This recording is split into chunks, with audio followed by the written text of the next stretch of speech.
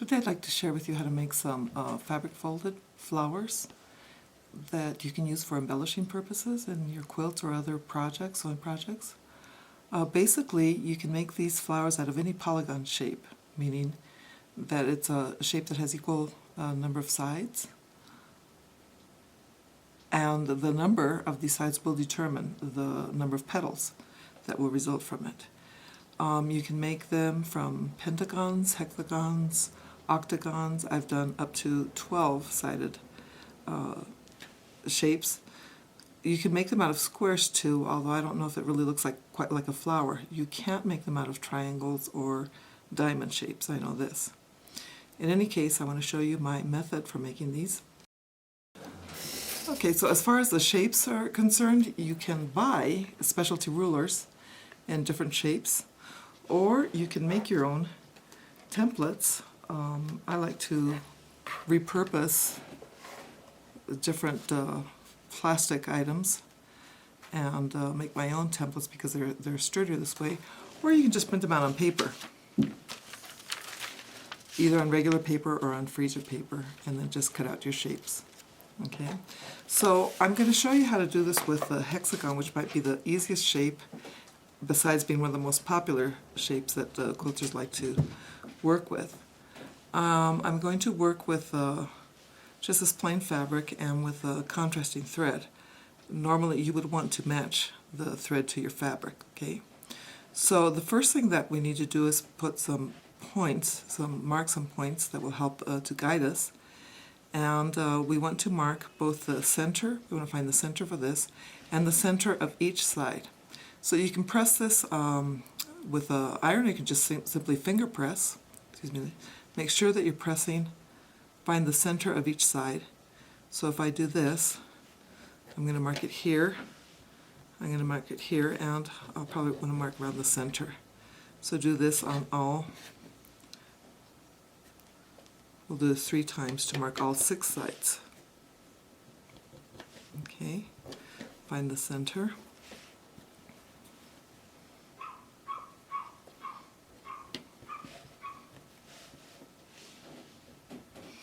Okay, so you can see there, our center point is right here, and the center of each side is marked.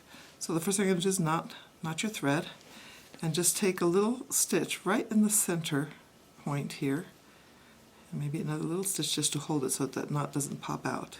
Okay, and then what we're going to do is we're going to take a little stitch as close to the edge as you can without the threads coming loose. So maybe perhaps a 1/16 of an inch there, and we're going to do this on all 6 sides. Okay.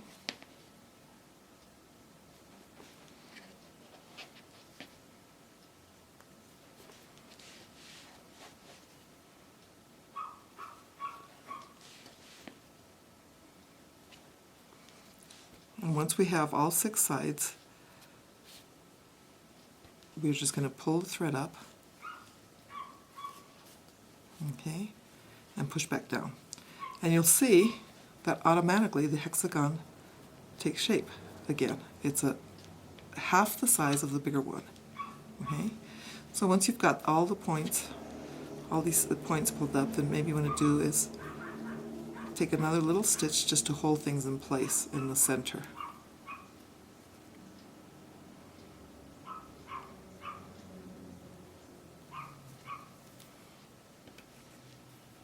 Okay, now we'll make sure that we've got the shape really well defined, so you can also finger press these.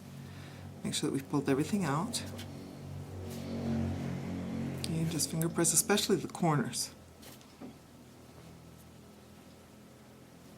Okay, and then we're going to start by taking these points, push them down like this. Okay, and we're going to help ourselves with our needle. Just grab that little point and start pulling it back. And you'll see that this diamond shape takes place. Now finger press that.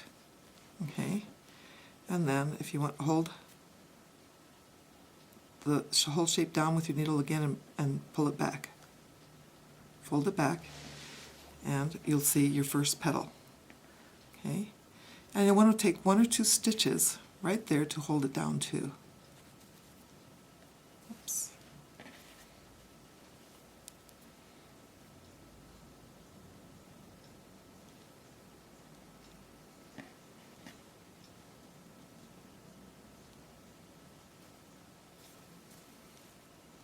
Okay, and then we're going to continue with the next one,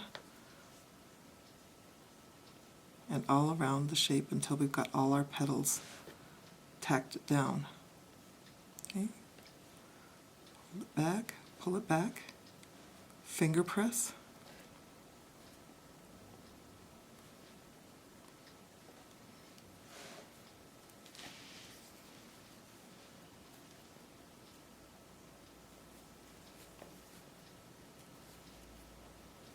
a couple of stitches to hold it down there in the center. Okay, we'll do one more slowly so you can see this. I'm going to push these down to give you a better view of it.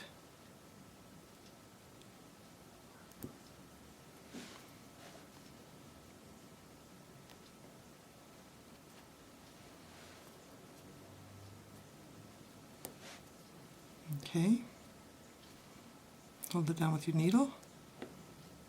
Okay. And a couple of stitches to hold it in place.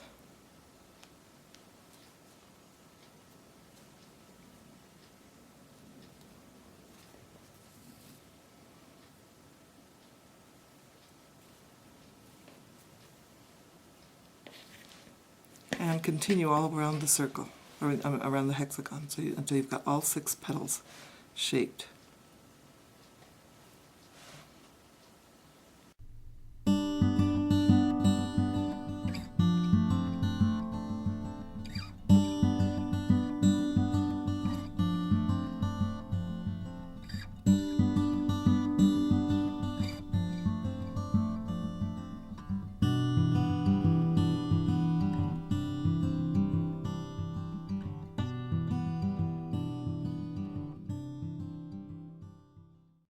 And there we go.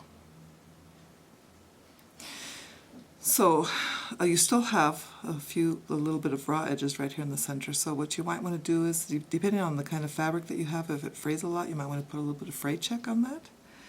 And then you're going to want to cover that either with there are different options. You might want to put a yo-yo on it, or a button, you know, some type of applique maybe, you know, or a little bead. Anyway, the choice is yours. Okay, and then the other thing that I would suggest, depending on how you're going to use it, if it's, for example, on a quilt or something that you're going to want to wash, you might want to put a snap on the back to put it in place so you can take it off easily and for washing. So that's pretty simple. I hope you enjoyed this video.